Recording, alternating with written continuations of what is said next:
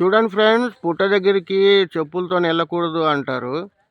పాముల పుట్ట ఎంత పెద్దగా ఉంది చూడండి.